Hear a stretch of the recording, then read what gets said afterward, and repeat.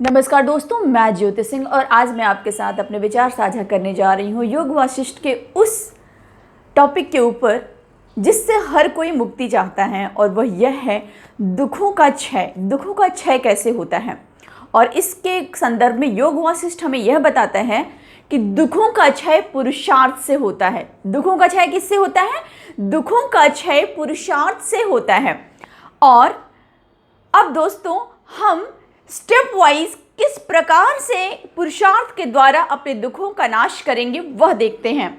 सब दुखों का क्षय करने के लिए पुरुषार्थ के अतिरिक्त दूसरा कोई मार्ग नहीं है।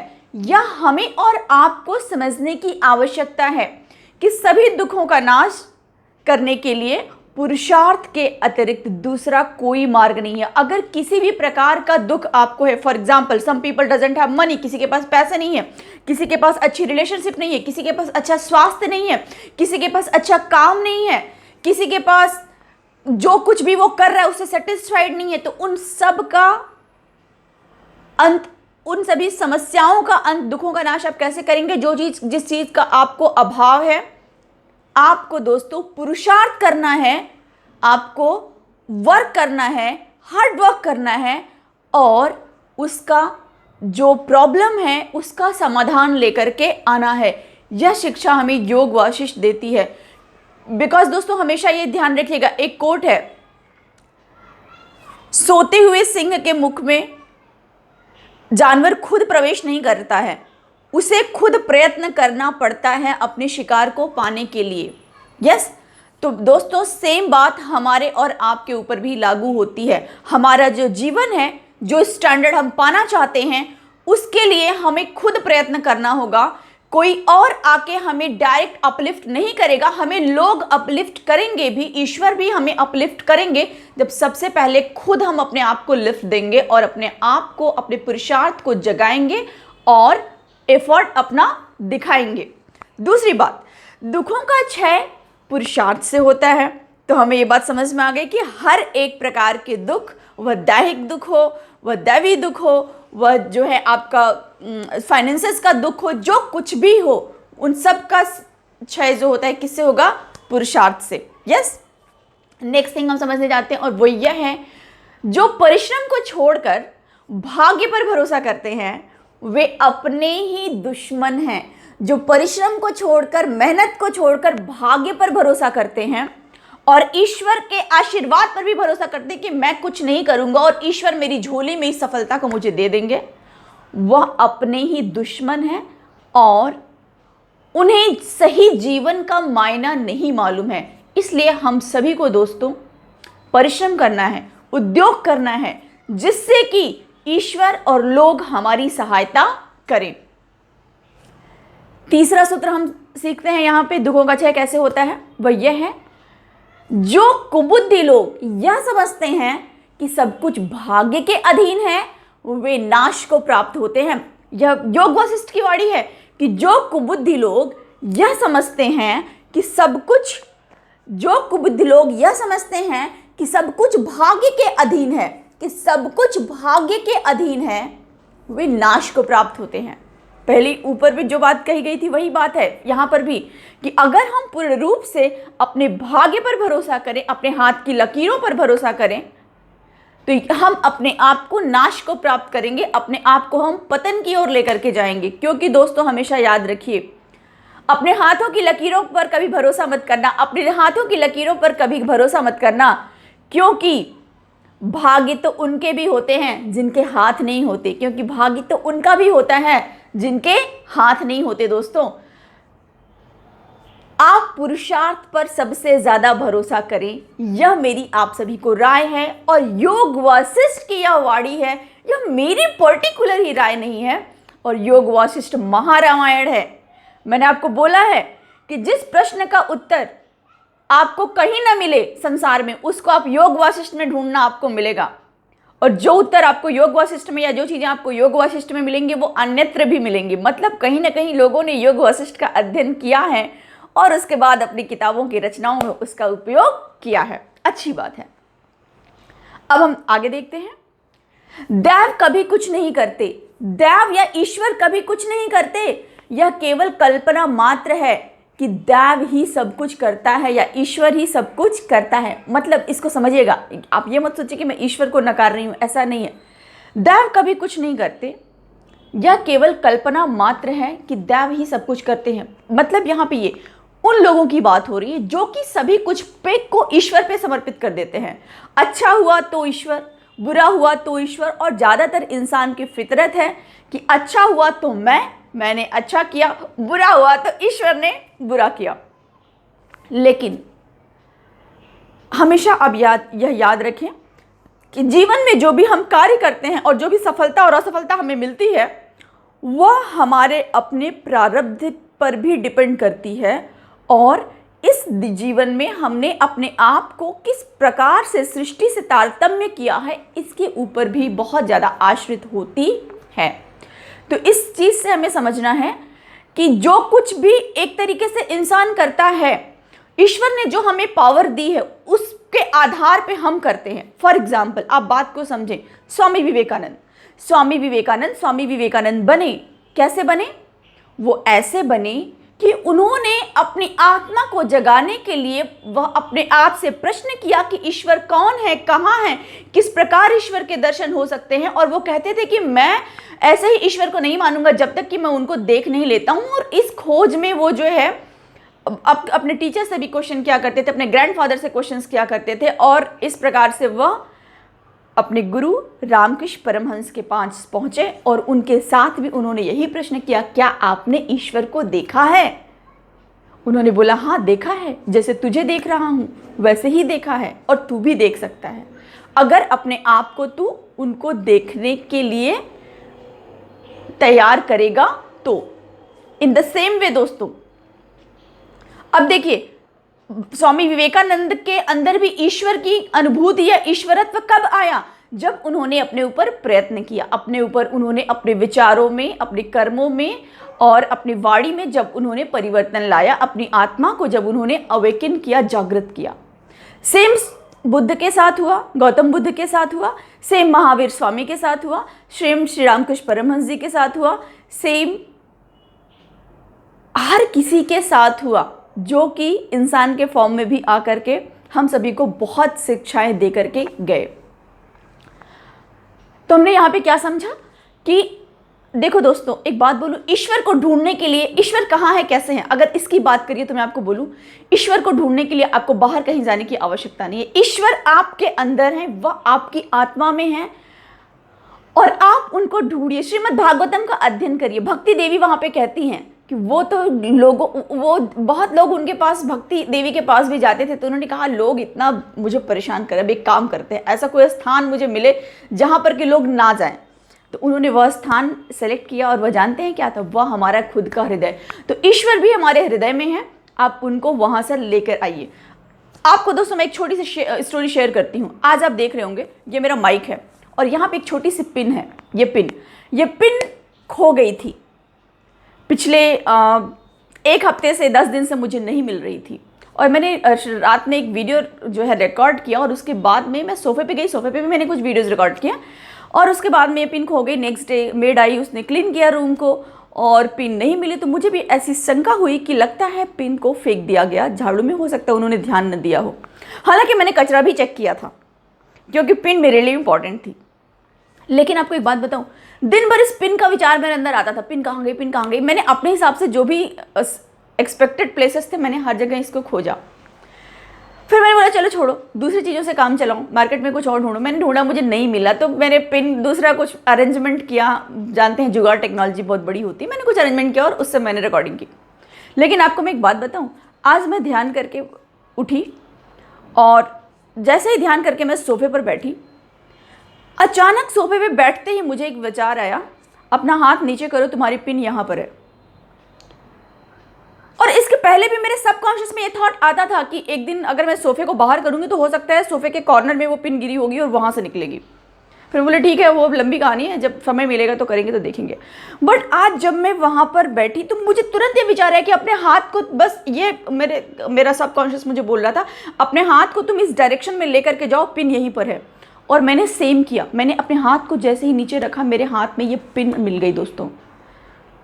फिर पता है आपको क्या लगता है, मुझे बहुत खुशी हुई,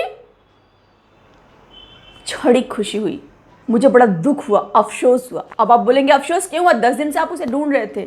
मुझे अफसोस इसलिए हुआ कि मैं इस पिन के बारे में 10 दिन से क्यों सोच रही थी। मुझे ईश्वर को पाने के बारे में सोचना चाहिए था, मुझे कोई बड़ी चीज़ के बारे में सोचना चाहिए था, और ईश्वर को पाने से बड़ी दुनिया में कोई चीज़ नहीं होती है। मुझे मेरे उद्देश्य को, गोल्स को हमेशा मेरे दिमाग के सामने रखना चाहिए था, जिससे कि ईश्वर मुझे वो दिलाते। और ये ध्यान दीजिए, अगर आप पिन को ढूंढेंगे तो आपको पिन मिलेगी, अगर आप मिठाइयाँ ढूंढेंगे तो आपको मिठाइयाँ मिलेंगी, अगर आप भोजन ढूंढेंगे तो आपको भोजन मिलेगा, और अगर आप ईश्वर को ढूंढेंगे तो ईश्वर भी आपको मिलेंगे। क्योंकि लक्ष्य, जब भी हम किसी लक्ष्य को पाने के लिए उसकी तरफ आगे बढ़ते हैं तो उसमें 2 चीज़ें होती हैं। फॉर एग्जाम्पल, यहाँ पर आप हैं और यहाँ पर आपका लक्ष्य है। आप यहाँ से मेहनत करते हैं और आगे बढ़ते हैं, तो ऐसा नहीं है कि आप ही बस मेहनत करते हुए इस लक्ष्य की तरफ आगे बढ़ते हैं और लक्ष्य जहाँ का तहाँ रहता है, ऐसी बात नहीं है। दूसरा केस लीजिए, आप जिस मात्रा में जितना एफर्ट लक्ष्य को प्राप्त के लिए आगे बढ़ाते हैं, उतने ही क्लोज तरीके से लक्ष्य भी आपकी तरफ आने की कोशिश करता है। इसका मतलब यह है कि जितना एफर्ट लगा करके आप ईश्वर के पास जाने की कोशिश करते हैं, उतनी स्पीड से ईश्वर भी आपके पास आने की कोशिश करते हैं। लेकिन वह अपने आप को प्रकट तब तक नहीं कर सकते जब तक कि आप पूरी तरीके से प्रिपेयर्ड ना हो जाएं। क्योंकि अगर आप तैयार नहीं होंगे तो वही होगा जो अर्जुन के साथ हुआ था। जब भगवान अर्जुन के सामने प्रकट हुए तो अर्जुन ने कहा, हे केशव, मेरी आंखें चौधिया गई हैं, मुझे कुछ दिखाई नहीं दे रहा, मेरे आंखों के सामने अंधेरा छा गया है, कृपया तुम अपने पुराने रूप में आओ या मेरी मदद करो जिससे कि मैं आपको देख सकूं। तब भगवान ने उन्हें दिव्य दृष्टि दी, और जब उन्हें दिव्य दृष्टि दी तब अर्जुन भगवान को देख पाए। इसी प्रकार अगर आप ईश्वर को प्राप्त करना चाहते हो और आप ये सोचते हो कि आपने जो भी साधना आराधना की है उसमें ईश्वर आपके सामने प्रकट हो जाए, वो ईश्वर बहुत दयालु हैं, वो प्रकट हो भी सकते हैं, हो जाएंगे, लेकिन वो बहुत दयालु हैं इसलिए प्रकट नहीं हो रहे हैं। क्योंकि जब वो प्रकट हो जाएंगे तो आप भस्म हो जाएंगे, क्योंकि आप उनकी दृष्टि, आपका ऑरा अभी उनको फेस करने के लिए तैयार नहीं हुआ है। आप उसके ऊपर काम करें। आगे बढ़ते हैं।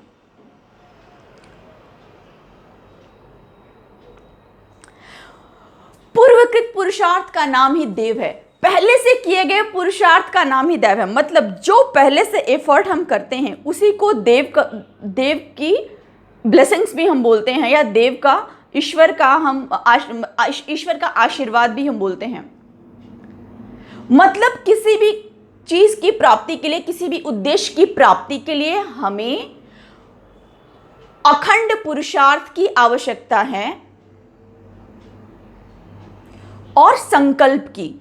अखंड पुरुषार्थ और निरंतर हमें संकल्प लेना है कि हम इस कार्य में जब तक प्रगति नहीं कर लेते, जब तक हमें यह चीज नहीं मिल जाती, हम इस रास्ते को नहीं छोड़ेंगे। नेक्स्ट इज दोस्तों, योग वासिष्ठ हमें यह बताता है कि मनुष्य को इतना पुरुषार्थ करना चाहिए कि जिससे पूर्व के अशुभ कर्म शांत हो जाएं। मनुष्य को इतना पुरुषार्थ करना चाहिए, इतना परिश्रम करना चाहिए जिससे कि पूर्व के अशुभ कर्म समाप्त हो जाए। मतलब पूर्व जन्म के जो आपके अशुभ कर्म हैं वो खत्म हो जाए, समाप्त हो जाएं, इतना पुरुषार्थ करना चाहिए। क्योंकि जब वह कर्म समाप्त हो जाते हैं और अगर इस जन्म के भी आपसे कुछ गलत कर्म हुए हैं वो समाप्त हो जाते हैं, तब ईश्वर आपको दर्शन देते हैं। बहुत अच्छी बात आगे आपको मिल रही है योग वशिष्ठ के टीचिंग्स में, वह यह है कि यदि संसार में आलस्य रूपी अनर्थ न होता तो कौन धनी और विद्वान न होता, कौन बिलेनियर न होता। यदि संसार में आलस्य रूपी अनर्थ न होता तो कौन धनी और विद्वान न होता। मतलब इसका यह है कि इस संसार में आलस्य ही एक ऐसी वस्तु है या एक ऐसा व्यवहार है जो इंसान को हर एक चीज से दूर रखता है। वह ईश्वर से भी आपको दूर रखता है, वह आपके सांसारिक भोग विलास की चीजों को भी पाने से आपको दूर रखता है, और वह आपको हर एक प्रकार से कमी का आभास कराता है। क्योंकि कहीं ना कहीं आपके अंदर आलस्य है, हर एक चीज जो आपको चाहिए उसके लिए एफर्ट करने के लिए आप तैयार नहीं होते हैं। अतः दोस्तों हमें क्या करना है, हमें आलस्य को पूर्ण रूप से, समूल रूप से अपने जीवन से नाश कर देना है। हमारे अंदर आलस्य नहीं आना चाहिए। और आलस्य से दूर होने के लिए हम अपने ऋषि मुनियों से शिक्षा ले सकते हैं। आप सोचिए कि नॉर्थ में कितनी ठंडी पड़ती है, मतलब दिल्ली, आप पंजाब और वाराणसी ऐसी जगहों का अगर आप एग्जाम्पल लेंगे नॉर्थ इंडिया का, तो आप देखेंगे वहाँ बहुत कड़ाके की सर्द पड़ती है। मैं वाराणसी से हूँ, मुझे उत्तर प्रदेश की ठंडी का एहसास है, वाराणसी की ठंडी का एहसास है। लेकिन आप हिमालय की बात करिए, जहां पर बर्फ ही गिरती रहती है ठंडी के सीजन में, तो बारिश नहीं बर्फबारी होती है। और उस अवस्था में भी, उस वातावरण में भी बहुत सारे संत महात्मा ध्यान आराधना वहां पर कर रहे हैं, ईश्वर की प्राप्ति में वो लगे पड़े हैं। क्या उनको आलस्य नहीं आता होगा? आप जरा उन संतों की कहानियां जाकर के देखिए और पढ़िए। दोस्तों, ऐसे बहुत से संतों की कहानियों को मैंने पढ़ा है जिन्होंने बहुत ही दुर्लभ दिनों को अपने जीवन में काटा है जब वो आध्यात्म के पथ पर आए थे। और जब वो हिमालय पर भी गए हैं तो उनके लिए ये बहुत ही मुश्किल जर्नी थी एक तरीके से, क्योंकि इतनी ठंड को भी वो अपने बॉडी को जो अकस्टम्ड नहीं कर पाते थे। लेकिन फिर भी उन्होंने ईश्वर पर भरोसा किया और अपनी ध्यान साधना में अपने हिसाब से लगे रहे, और ईश्वर ने उनका ध्यान किया और आगे चल के उनको जो चाहिए था वो मिला। मतलब वो संत महात्मा ईश्वर से कनेक्ट होने में सफल हो गए। हमें और आपको भी ऐसा करना है। मैं नहीं बोल रही आप हिमालय जाइए, आपका हिमालय आपका घर है। एक छोटा सा घर में आप मंदिर बनाइए, आराधना की जगह बनाइए और वहाँ पे आराधना करिए, वही आपका हिमालय है। और आपको वही अनुभूति होगी जो हिमालय के संतों को हिमालय पर भी होती है। क्योंकि स्वामी श्री युक्तेश्वर जी ने एक बहुत अच्छी बात ऑटोबायोग्राफी ऑफ योगी में लिखी है। जब श्री श्री परमहंस योगानंद जी को हिमालय जाने की बहुत ज़्यादा इच्छा रहती है और वो बार बार कहते हैं कि मुझे हिमालय जाना है, और एक बार ये ऑलरेडी 4-5 बार ये श्री श्री परमहंस योगानंद जी असफल होते हैं हिमालय जाने में। तो फाइनल उनकी यात्रा में, जब उनकी यात्रा तैयार हो जाती है, उनको जाना है, उस टाइम भी स्वामी श्री युक्तेश्वर जी ना बोल देते हैं उनको जाने के लिए।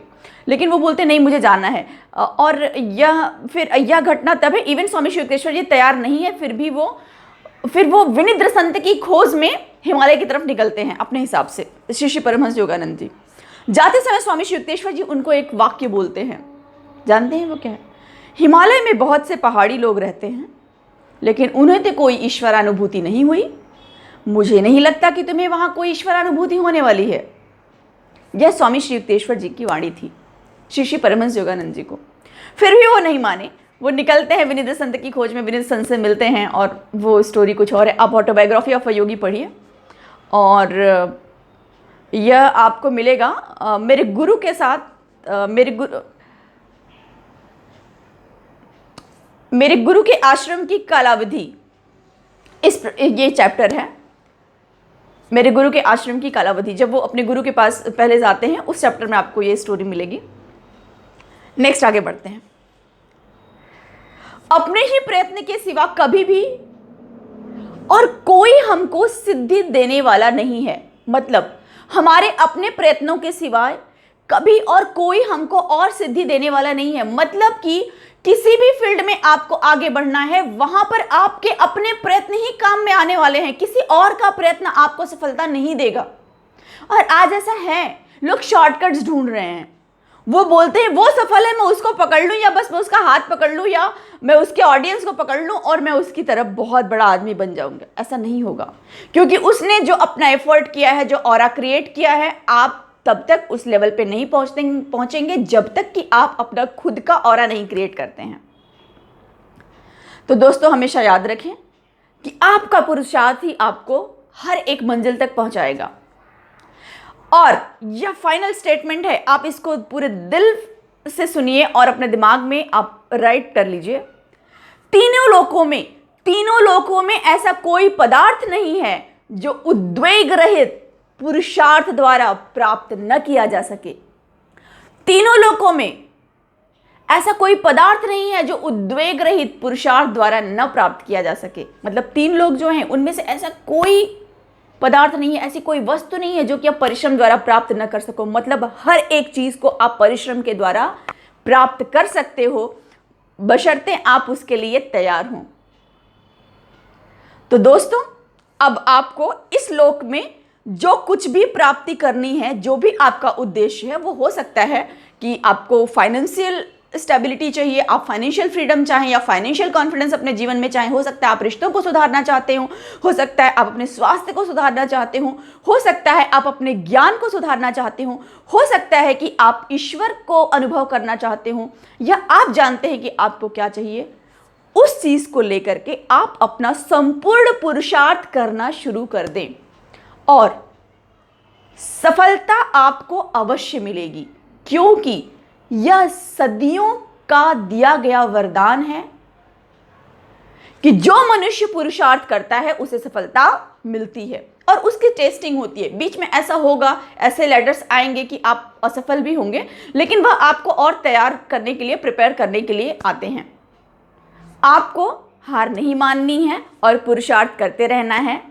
स्वामी विवेकानंद का भी एक कोट मुझे यहाँ पर याद आ रहा है, अगर तुम 1000 बार भी असफल हो जाते हो तो क्या हुआ, अगर तुम 1000 बार भी असफल हो जाते हो तो क्या हुआ, एक बार फिर से सफल होने का प्रयत्न करो, सफलता तुम्हारी होगी। धन्यवाद। अगर आपको यह वीडियो अच्छा लगा, आप अपनों से जरूर शेयर करें और मेरे चैनल को अवश्य सब्सक्राइब करें और बेल आइकॉन को आप ऑन करें, जिससे कि आपको नया वीडियो का नोटिफिकेशन आपको समय समय पर मिलता रहे। धन्यवाद।